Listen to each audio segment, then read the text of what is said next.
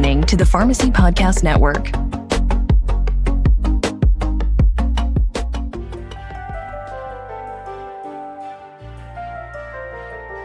Welcome to the Holistic Pharmacy Podcast. I'm your host, Dr. Marina Buksov, holistic health coach, clinical herbalist, and functional medicine pharmacist, or just holistic pharmacist for short.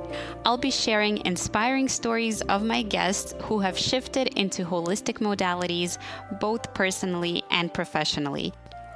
My co-host, Dr. Jenna Carmichael, will be joining me to lead the Journal Club episodes to share an evidence-based approach to holistic and herbal medicine. I'm so glad you're here and hope you enjoy the show. Hi, dear listeners. I cannot wait to share this next episode with you so you can meet today's guest. Her vision is to remove 100,000 leaders from the hustle culture to create meaningful impact and authentic abundance with more peace, ease, and flow in alignment with their true, authentic selves. I want myself some of that. So Tammy Cho is a former registered nurse turned international best-selling author, body whisperer, and chief energy officer. Having served in healthcare and in the psycho-spiritual industry for over 20 years, Tammy blends a proven face and body analysis system, neuroscience, NLP, energy alchemy, and metaphysical laws to help high-achieving entrepreneurs and leaders uncover subconscious challenges and dissolve patterns at the mental, physical, and emotional and energetic levels to step into their authentic self-leadership. As a burnout survivor, Tammy is passionate about helping clients reach their full potential without sacrificing themselves. Path to the Heart's mission is to create a more loving and connected world by inspiring and empowering humanity to embrace energy mastery and step into their authentic self-leadership and genius in service to their purpose. So without further ado, let's welcome Tammy Cho, CEO of Path to the Heart.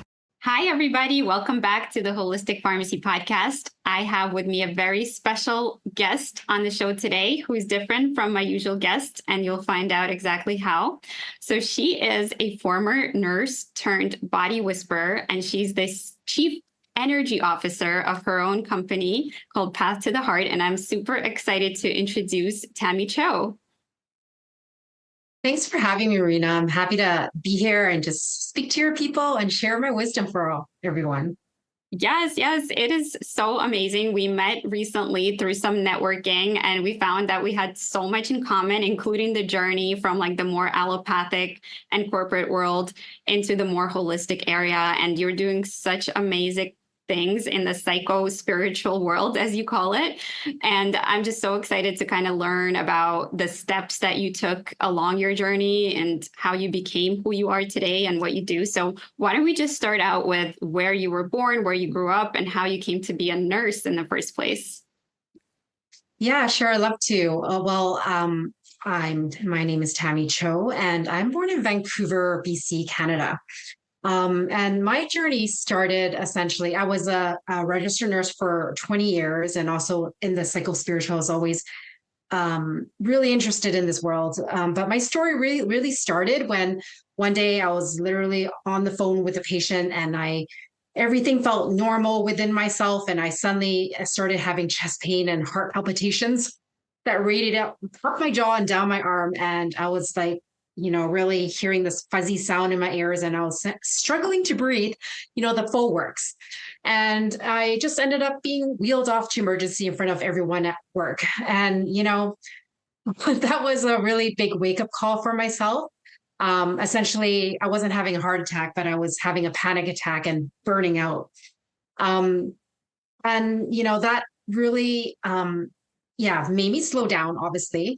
But it wasn't a place that I started my journey. I still needed that extra, hit on the head for myself to know that I was like not doing well.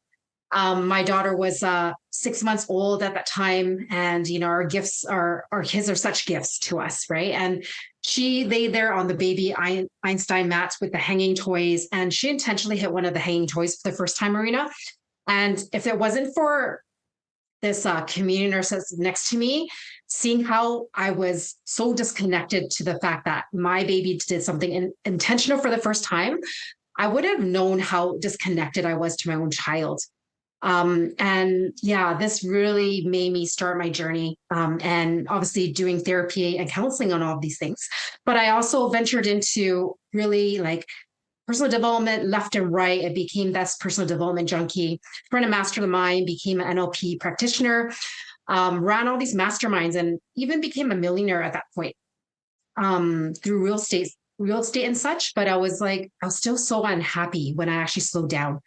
And I was still nursing at this time. And I ventured into exploring deeper into doing energy work.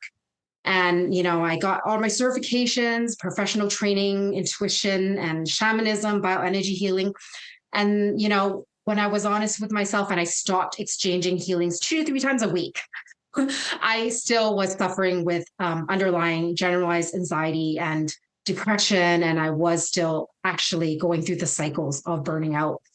And so because I value truth and authenticity, I really kept on going, and I ventured into really diving into 4 years of deep emotional and spiritual healing, and then to psychosomatic therapy, which is essentially the study of the body, mind, heart, soul connection. And this is where everything came face to face with myself, where I saw like it speaks to a craft that I use that is about face and body reading. And it highlighted on my face, on my body, face everywhere, where I was reaching for this love, but I was also pushing it away. And it really came face to face with myself. And this is the only way I was able to heal all these things, with no medication. And just by really standing into this authentic leadership and being really radically honest with myself. And it was a beautiful journey that I would never turn back, Marina, because it allowed me to tap into all these facets of body, mind, heart, soul, where I could help my clients to navigate and not just to heal just by mindset or by emotions, but bringing the whole self together. And so this is what I'm passionate about. And now I help, high achievers, leaders, professionals to step into their authentic self leadership and energy so they can actually open and receive what they want. Because Marina, let me tell you, a lot of people are actually blocking away everything they're investing their money on, and they don't even know it. And yeah, and that was me, And so, yeah, this is why I do what I do, Marina. Wow. Thank you so much for sharing that. And you really kind of just drove us into the heart of the matter, and really like I can sense like the depth of your journey and what you went through. And it sounds like, it was that personal awakening that allowed you to tap into your own gifts and what you're now sharing with the world, and how you're healing and elevating other people, and seeing through their blocks and helping them through their challenges based on your experience, which is a lot of the times what I find in my guests is they have, something personal that they went through that drives their deep desire and motivation to serve in the way that they're choosing to serve. And I think you described that beautifully with the authenticity and the leadership and coming face to face with yourself. And, a lot of people like subconsciously perhaps don't want to go there, right? Because it's deep, right? And we're taught to kind of like, just have a nice job, have a nice life, get money, but like you said, even like becoming a millionaire and, being a nurse and having all of these things, there's still an underlying pattern that you were working through. And I think at this point, I would love to hear your perspective on like, what is that key piece perhaps that made you even want to go into nursing in the first place? And then what was missing that, you had to keep searching for? Yeah, like honestly, when I went into nursing, like I came from a lot of trauma, and I really wasn't able to make a lot of decisions by myself. And I really became a really deep people pleaser and trying to be that perfectionist. And so actually I didn't really spend a lot of thought choosing what I want. I was choosing what my parents wanted. And literally, I just kind of went down a list of occupations that were given to us as students. And it's like, oh, and this was in high school. And I just literally, went with the flow, so to speak.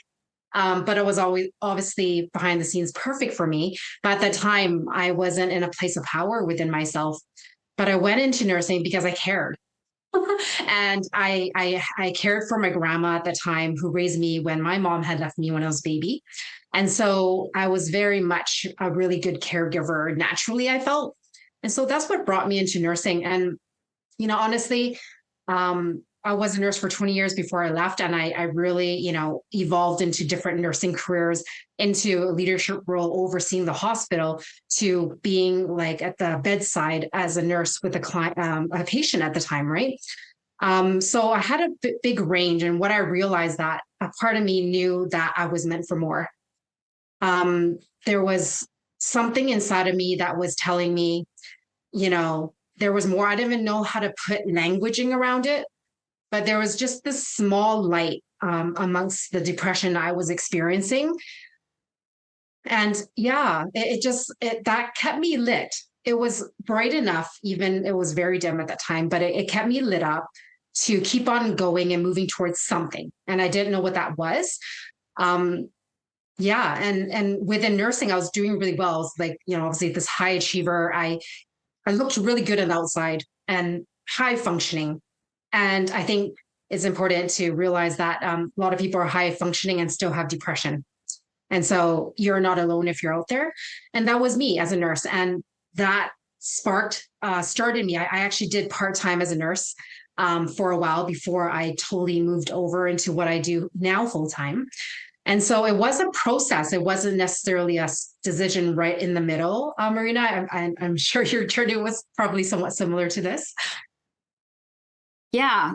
Everything is a process, right? And for me, I think the curiosity is about, what specifically was that spark, right? Like that kept you going. And why was it important to you specifically, like to follow that, right? To follow that in maybe inner wisdom or intuition, right?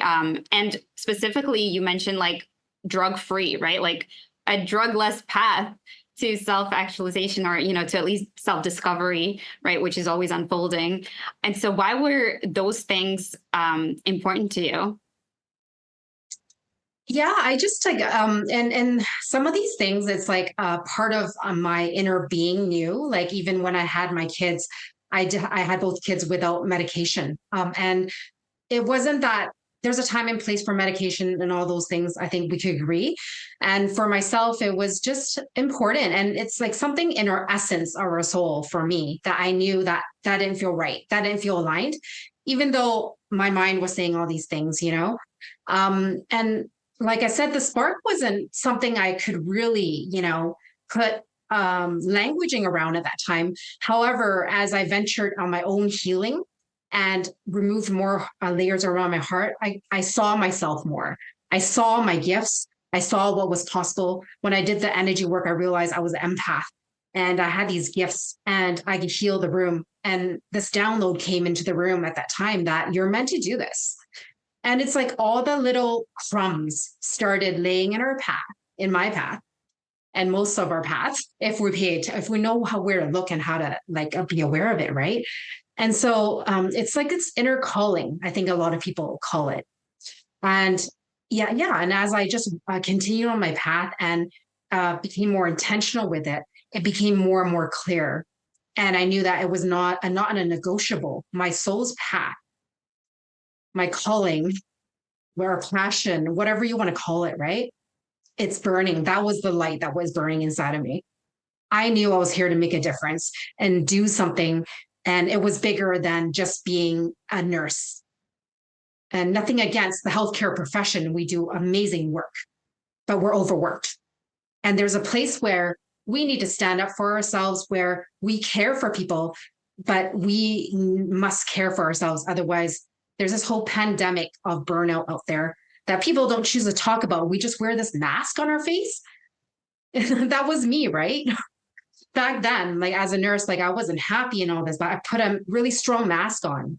And I think there's a lot of people out there are doing that as well, especially in the clients that I work with is very, very, yeah, they wear the mask on that they don't realize they're even wearing anymore. And so I help people take off that mask.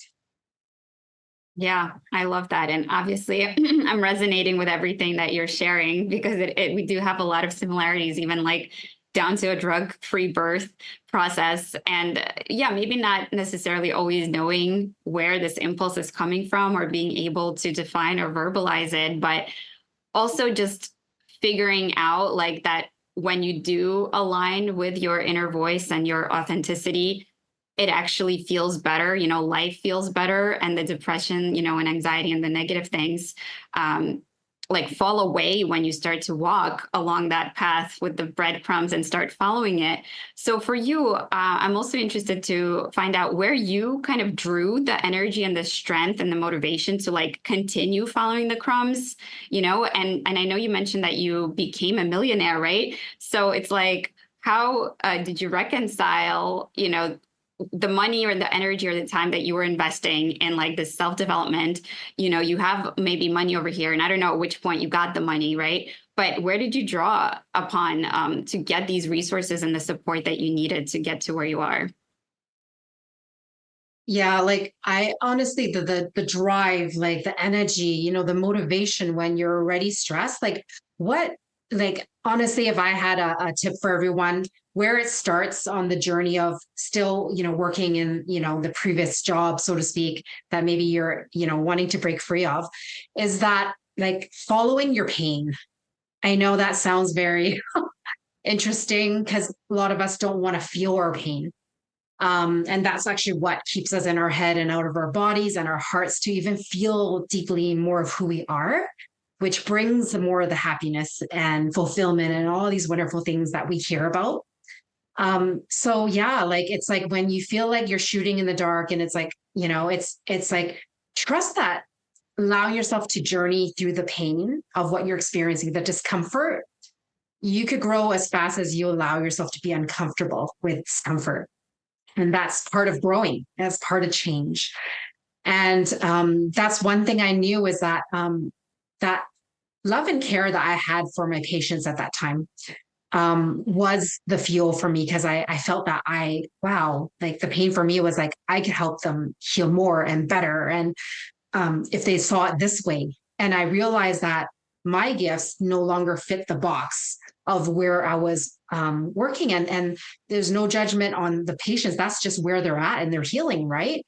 But I knew there was more. And so that when you start to see the disconnect within yourself between what is present in front of you, what you're capable of, and what is possible, and let yourself dream, that's that disconnect, that painful place that we don't always want to be in, is what drove me. And I believe what drives a lot of people if we really examine the piece there.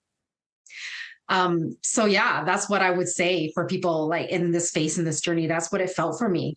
And it grows more and more. And of course, we bring things in that, numb us out. We watch Netflix for, for hours, maybe on an episode, and therefore we're not really present in how our feelings.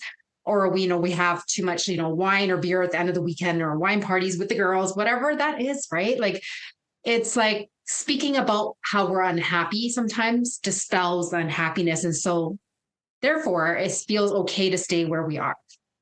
Um, yeah. And, it's part of the journey. It's no judgment, but just recognizing when things are happening out of place from your true being and where is right, then yeah, that just creates more of that disconnect. And when you're present enough to feel it, that's what creates the drive.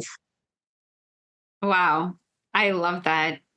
That explanation honestly encompassed so many theories and philosophies, and it made me think of A Wrinkle in Time, if you remember that book or movie. And there was a phrase in there: the cracks are where the light shines in. So it's like our imperfections and our vulnerabilities can actually be made into strengths, right? And we can actually look at the other side of the coin and explore. And there's a lot of escapism going on, like you mentioned. Like, people don't want to go there because it is uncomfortable and it is sometimes painful. But unless you do go there, right, the only way out is through, and you have to feel it to heal it, sort of mentality. And if you keep putting a band-aid or looking the other way, it doesn't mean that you truly escape the problem. It's still persisting. Yeah, and Marina, like I think you could relate to is like being in the allopathic framework, right? It's like we're trying to fix the pain, we're trying to heal the pain, cover the pain, the band-aid the pain. Yet here we are talking about you need to feel the pain. It's just not what we've been taught in the structure. And yeah, and you know what? This is where that authentic leadership of self comes in, right? Like knowing what feels right within ourselves, and yes, we're going to take steps that don't feel in alignment. And when you do that too long, it starts to eat away at your soul. It eats away at who you are because there's better in you, you know? And that's why it is about stepping up for yourself. Like maybe it's not, it starts off with stepping up more in where you're working, but then you realize you're hitting this wall, and the wall is internal within yourself as well, and it's just reflecting everywhere in your life, and you can no longer, I can't do this anymore. There's a point that you hit that point, right? Yeah, and I will say it's not the easy journey, like the journey of a leader, of the strength of our heart. I would just say, like, the love or care you have for your child or a patient, like, can you put that amount of love for that light that is wanting to come through? And this is why people heal as deep as they allow themselves to feel and deserve. That's what creates that shift. Yeah, absolutely. It's like the belief of our capacity to heal is reflected in what we actually do feel.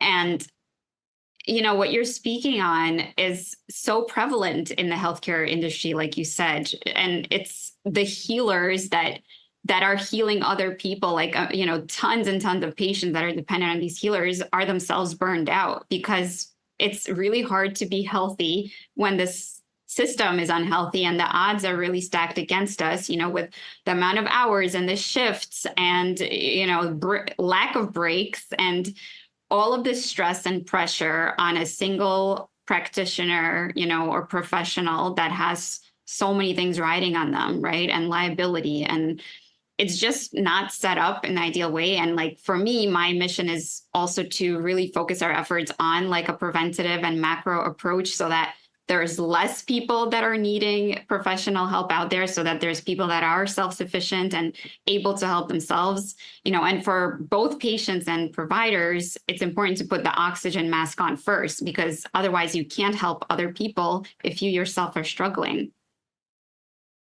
Yeah, it's so true, right? And I will even, like, want to emphasize the space is that oftentimes when we are not deepening this self-love, self-deservingness level in ourselves, it's really difficult to get out of that, what the where you feel stuck, per se.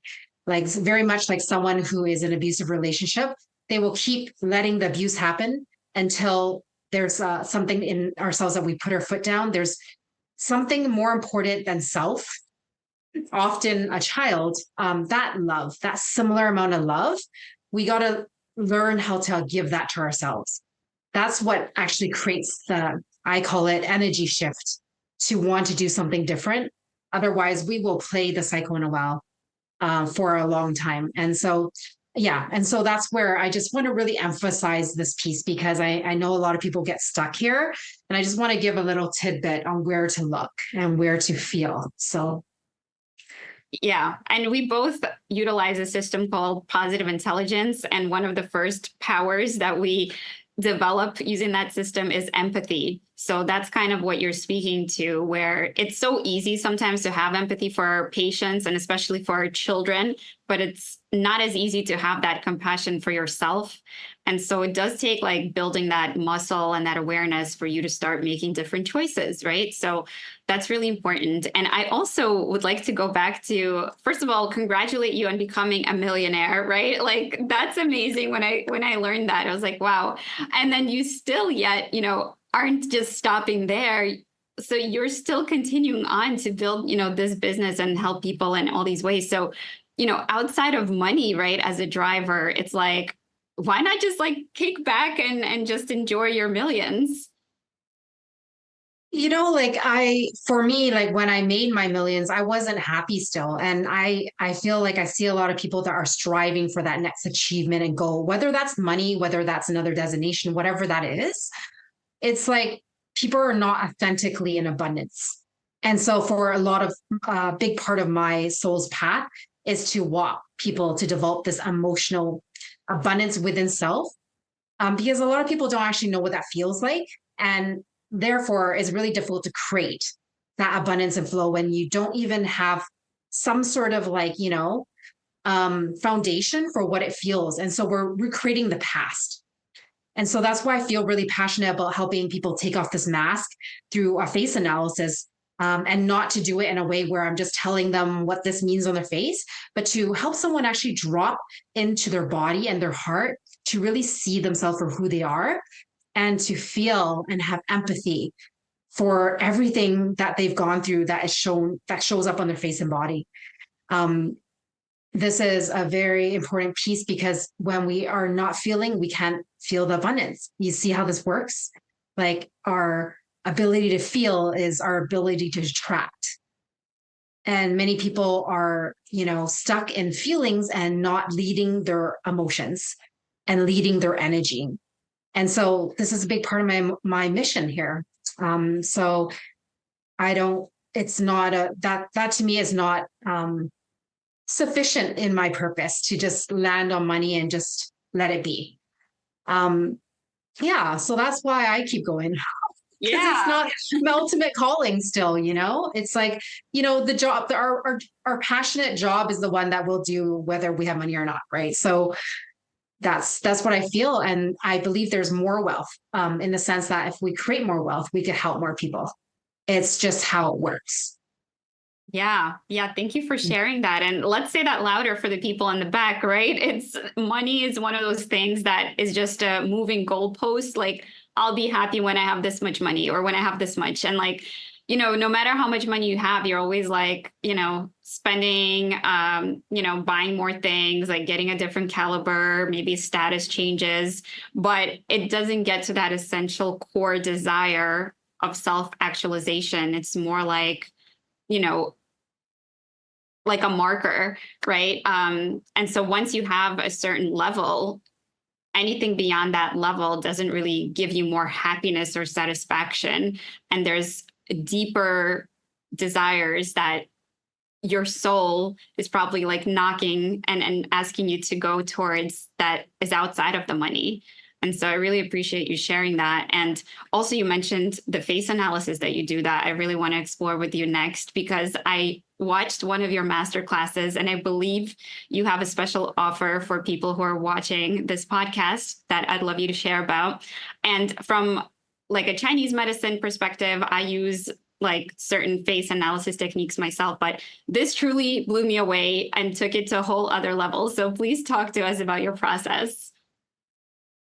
Yeah, like essentially I just invite someone to send me their pictures and I find I can see way more when people send me pictures and I can zoom in and see all the lines. Yeah, and essentially yes, it talks a lot about our personality, our face. And a lot of things that are happening in our body also show up in our face in the sense of chronic conditions. And I think coming from allopathic framework, we often think of the body as separate. We hear about the body, mind, heart, soul connection. However, like face and body analysis really brings it to the next level of making these deeper connections, because we could get it intellectually, as I mentioned, is very different from actually being in your body, embodying it. And so, yeah, very much like, and I wish I had a picture here to show you my before and after when I burned out versus after, because it highlights a lot of shifts in my face where my entire face shape changed and my entire, like the amount of space up here in the mental zone and also our connection with our intuition and things like that, it enlarged and opened up because I was seeing things in a limited way, and then my eyes got bigger because this is our heart, this is where our seat of our soul, so to speak. And so, yeah, and I meet a lot of people where, we go through this and sometimes they're aware of themselves and sometimes they don't realize their strengths and gifts. And so that's a gap that I bring people towards, or they know it, but they're not actually letting it in. And the next piece of that, besides looking at the actual analyzing of features, is that I split their face in half and I put two left sides and two right sides together. And this helps me see the left side is their private face, what we, that emotional, more feminine, private side of us. And the right side is that part of us that we show the world. And so, I help people step into their authentic leadership. So I help them see where they may be misaligned from their inner world versus the outer world. And this helps people see, like, a lot of times when we step into something new, it's like, oh, I can't do that. They feel like this imposter syndrome.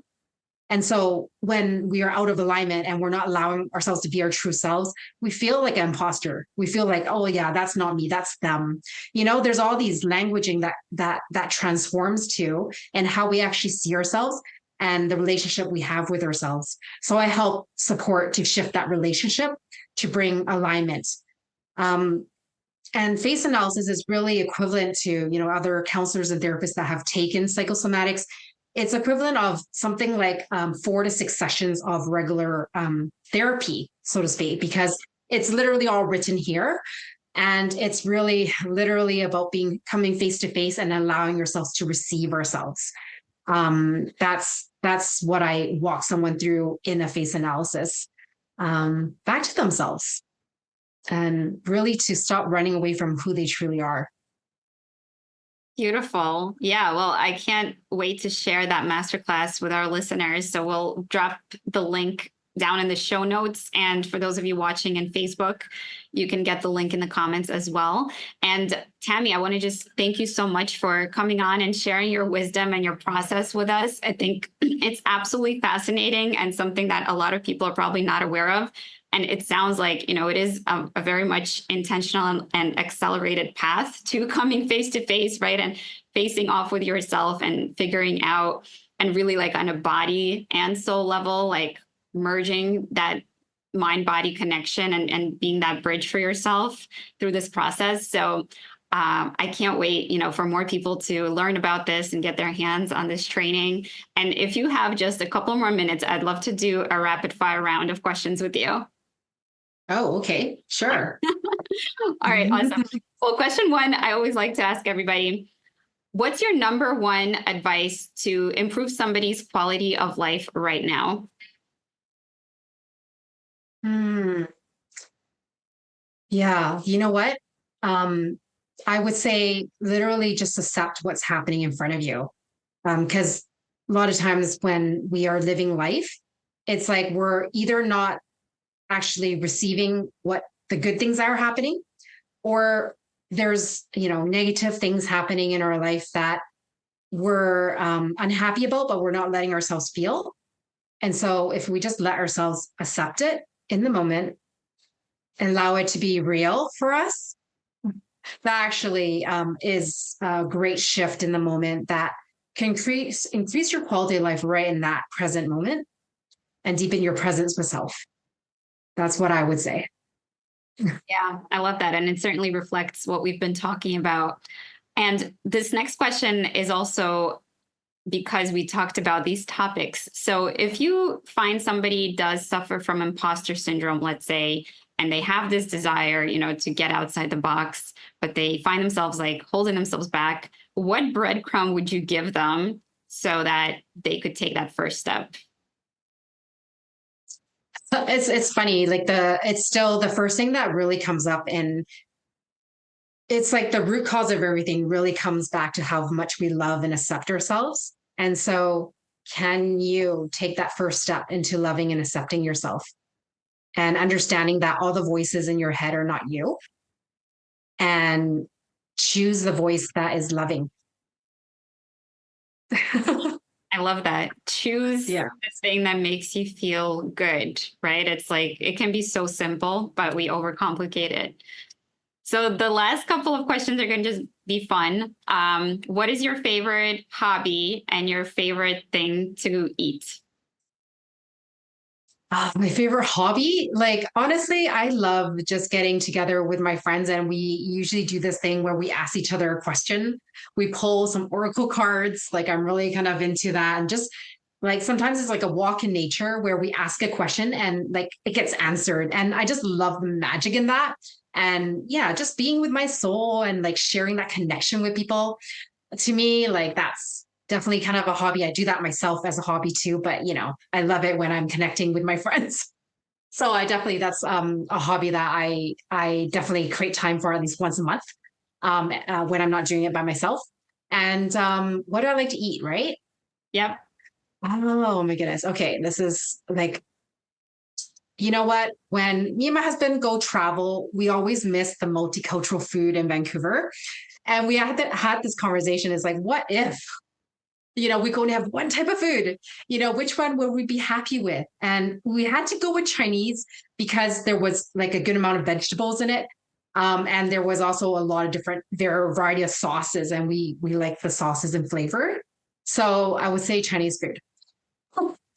I love that. Yeah. And if you follow the TCM model, there's, the 5 flavor theory and all of that. So it makes absolute sense to just kind of make sure that you are tantalizing and utilizing all of your senses to bring that most like robust experience. So I think that's a perfect answer and solution.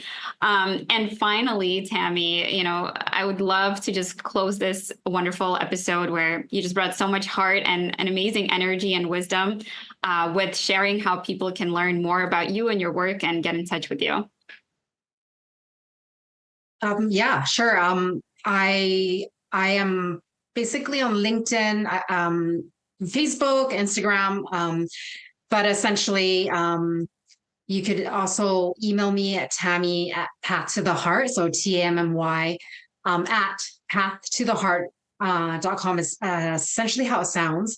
And yeah, we get on a connection call and we just see where you're at with things and talk through what is needed. And if it's opportunity to share more wisdom and let you on your way, or is opportunity to perhaps work together. And so I put that out on the table as well, because a lot becomes clearer when we talk it out. Yeah. Well, thank you so much for the work that you do and that you're bringing to the world, how you're transforming people one at a time. And, I hope that we continue to collaborate and connect because there's so many synergies here. And I will be dropping your beautiful website and masterclass and all your links in the show notes for our folks. Have a great day, Tammy. Thank you. Thank you for tuning in to the Holistic Pharmacy Podcast. I truly hope you enjoyed listening to this episode as much as we enjoyed creating it. If you learned something new from it, I'd love if you could leave us a 5-star review and share it with a friend who might love it too. You can find me on any of the podcast and social media platforms by looking up Holistic Pharmacist or Dr. Marina Books of. Thank you for your support and see you next time.